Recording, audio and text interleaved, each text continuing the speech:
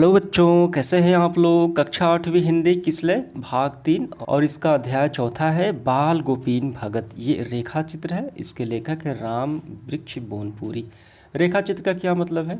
जब किसी व्यक्ति विशेष या घटना का हूबहू वर्णन किया जाए, दिखाया जाए, वो रेखा चित्र कहलाता है। ठीक है, तो ये रहा हमारा अध्याय बाल गोविंद भगत। तो सबसे पहले आपको करना है, इस अध्याय को काफ़ी अच्छे से आपको पढ़ लेना है ताकि सभी सवाल आपको अच्छे से समझ में आ जाए। आइए इसके सारे क्वेश्चंस को हम लोग हल करते हैं। तो पहला सवाल देखिए, बाल गोविंद भगत जो थे वो गृहस्थ थे, गृहस्थ आश्रम में थे, फिर भी लोग उन्हें साधु क्यों कहा कहते थे, इसका कारण क्या है? तो यहाँ पे देखिए, राम वृक्ष बोनपुरी रचित जो रेखा चित्र है, घटना है जो किसी व्यक्ति विशेष के बारे में, बाल गोविंद भगत के बारे में। ठीक है, तो वो गृहस्थ तो थे लेकिन उसकी वेशभूषा साधु जैसी नहीं थी, लेकिन उनके जो व्यवहार था, दिनचर्या था, निर्णायक मनुष्यता थी सच्ची, और परिभाषा जो है वो साधु जैसी थी। ठीक है, तो इसका आंसर हमें कैसे करना है? तो इसका आंसर हम ऐसे लिखेंगे, बाल गोविंद भगत बेटा पुतोहू वाले गृहस्थी थे लेकिन उनका आचरण साधु जैसा था। वस्तुतः साधु वह है जो आचरण में शुद्धता रखता हो। बाल गोविंद भगत की दिनचर्या, कर्मनिष्ठा और आत्मज्ञान उन्हें साधु बना दिया था, यही कारण है। ठीक है, तो यही आपका आंसर हो गया, समझ में आ गया। आगे बढ़ते हुए देखिए दूसरा सवाल, बाल गोविंद भगत ने अपने बेटे की मृत्यु पर अपनी भावनाएं किस तरह व्यक्त की, वो बताना है हमें। तो यहाँ पे पहले आप समझिए, बाल गोविंद भगत का बेटा मर गया। ठीक है, और इस बेटे की शादी हो चुकी थी, उसकी पत्नी थी यानी बाल गोविंद भगत की पतोही थी। तो उसकी पत्नी यानी उनकी पतोहू रो रही थी। ठीक है, सभी गांव की स्त्रियां से चुप करा रहे थे, लेकिन बाल गोविंद भगत गाना गाए जा रहे थे और गाते गाते कभी पतोहू के पास नज़दीक जाते और कहते उत्सव मनाने के लिए। क्यों? क्योंकि आत्मा परमात्मा के पास चली गई, विरहणी अपने प्रेमी से मिलने जा रही है, भला इससे बढ़कर आनंद की बात क्या है। ठीक है, तो इसी तरीके से वो जो इमोशंस थे, भावनाएँ थे, इस तरह से वो व्यक्त कर रहे थे। ठीक है, तो इसका आंसर हम कैसे लिखेंगे? तो दूसरे का आंसर हम ऐसे लिखेंगे, बाल गोविंद भगत बेटा मर गया, घर में पतोहू रो रही है, गांव की स्त्रियां चुप कराने की कोशिश कर रही हैं, लेकिन बाल गोविंद भगत गाना गाए जा रहे हैं और गाते गाते पतोहू के नज़दीक भी जाते और रोने के बदले उत्सव मनाने को कहते हैं।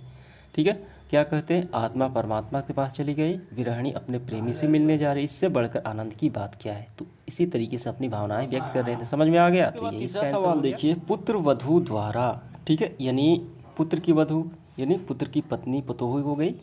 पुत्र वधू द्वारा पुत्र की मुखाग्नि दिलवाना भगत के व्यक्तित्व की किस विशेषता को वो दर्शाता है? तो उसका बेटा मर गया यानी उसकी पत्नी की जो पति है वो मर गया। तो आग जो जो बाल गोविंद भगत थे, तो उसका आग जो है अपने पुत्र की उसकी पत्नी से दिलवाते हैं, तो ये किस व्यक्तित्व को वो विशेषता दर्शाता है? तो इसका आंसर हम ऐसे लिखेंगे, विवाह के बाद पति पर पत्नी का सबसे अधिकार होता है, अतः पतोहू को सबसे बड़ा अधिकारी मानकर उसी से मुखाग्नि दिलवाया। ठीक है, क्योंकि उसका कोई संतान नहीं था। यह कार्य भगत ने व्यक्तित्व की सच्चाई और महानता को दर्शाता है। समझ में आ गया? तो यही आपका आंसर हो गया। इसके बाद आगे बढ़ते हुए हमें चौथा सवाल, हमें यहाँ पे अनुच्छेद दिया गया है, पहले इसको पढ़ना है और इसी के आधार पर प्रश्नों का आंसर करना है। पहला देखिए क्या है, बाल गोविंद भगत ने पतोहू से बेटे की आग क्यों दिलवाई? यहाँ पे देखिए, बेटे के क्रियाक्रम में तूल नहीं किया, जब देर नहीं किया, तामझाम नहीं किया और पतोहू से आग दिलवाई, इसका कारण क्या है? तो इसका आंसर हमें ऐसे लिखना है, बाल गोविंद भगत जो सामाजिक रूढ़ियों के विरोधी थे, तो समाज की पुरानी अवधारणाएं, जो रीति रिवाज बनाए गए थे उससे विरोधी थे।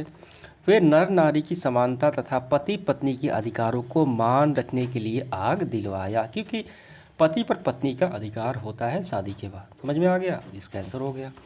दूसरा है, पतोहू बाल गोविंद भगत को छोड़कर जाना क्यों नहीं चाहती थी? तो पुत्र के मरने के बाद और उसका पति के मरने के बाद जो बाल गोविंद भगत थे वो अकेले हो गए। तो पतोहू ने कहा, और वो पतोहू से बाल गोविंद भगत जो थे कहते थे कि दूसरी शादी कर लो और यहाँ से चली जाओ, लेकिन जो पतोहू थी वो शादी नहीं करना चाहती थी। वो कहती थी कि अगर आप बूढ़े हो जाएंगे तो खाना कौन बनाएगा, बीमार पड़ गए तो पानी कौन देगा। ठीक है, तो इसीलिए छोड़कर नहीं जाना चाहती थी। तो इसका आंसर हमें इस तरीके से लिखना है, पतोहू बाल गोविंद भगत की सेवा करना चाहती थी, क्योंकि उनका पुत्र अर्थात पतोहू का पति मरने के बाद वे अकेले हो गए थे। तो बुढ़ापे में उनका सहारा कौन बनेगा, भोजन कौन बनाएगा, पानी कौन देगा। यही कारण है वो भगत को छोड़कर नहीं जाना चाहती थी। इसका आंसर हो गया। अगला सवाल देखिए ग नंबर, पतोहू के रोने पर भी भगत का निर्णय क्यों नहीं बदला। इसका आंसर करना है। तो उनका निर्णय अटल था, यानी वो पतोहू को चले जाने को कह रहे थे और शादी करने के लिए कह रहे थे। ठीक है, इसका आंसर हम कैसे लिखेंगे। इसका आंसर लिखेंगे, बाल गोविंद भगत यह नहीं चाहते थे कि बेटे की मृत्यु के उनकी पतोहू सारा दिन जो जीवन है दुखी होकर जिए, इसीलिए वो अपना निर्णय नहीं बदले थे, अटल था। इसके बाद देखिए घ नंबर, बाल गोविंद भगत की आखिरी दलील क्या थी। तो यहाँ से करना है। आखिरी दलील थी तू जा, यानी वो पतोहू को कह रहे थे तू चली जा, शादी कर ले, तू जा, नहीं तो मैं ही घर छोड़कर चल दूंगा। यही थी उनकी आखिरी दलील। यहाँ से यहाँ तक हो गया। इसके बाद अगला सवाल अंगा, चुल्लू भर पानी का अर्थ बताइए। ये मुहावरा है, तो इसका क्या अर्थ है।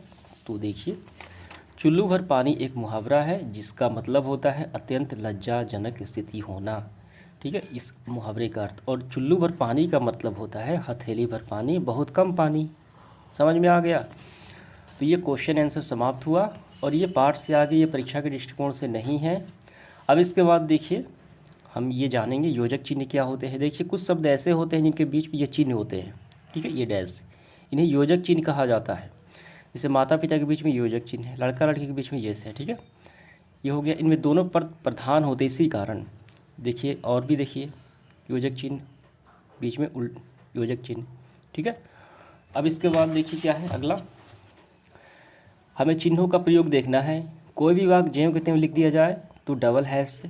ठीक है, और फिर शीर्षक देना हो तो सिंगल। इसी तरीके से देखिए ये सारा दिया गया है। रेखा चित्र मतलब क्या होता है यहाँ बताया गया। अब व्याकरण समझिए। यहाँ पे इस पाठ से वैसे चिन्हों का हमें चयन करना है जो योजक चिन्ह से जुड़े हुए हैं। हमने अभी देखा योजक चिन्ह ऐसे होते हैं। ठीक है, तो ऐसे चिन्हों वाले जो बीच में हैं उनका हमें चयन करना है। आइए करते हैं। तो आपको सभी चिन्ह नोट कर लेने हैं। योजक चिन्ह पहला देखिए लंगोटी मात बीच में है, इसके बाद साफ सुथरा इसके बीच में है, इसके बाद देखिए स्वर तरंग इसके बीच में है। अगर आपको भी कहीं दिखाई पड़े तो आपको कर लेना है। देखिए टर टर, इसके बाद यहाँ पे प्रेम मंडली। ठीक है, ये सारे योजक चिन्ह हैं, सबको आपको नोट कर लेना है। धीरे धीरे, होते होते, गाते गाते, क्रियाक्रम, देखिए गंगा स्नान, संत समागम, लोक दर्शन।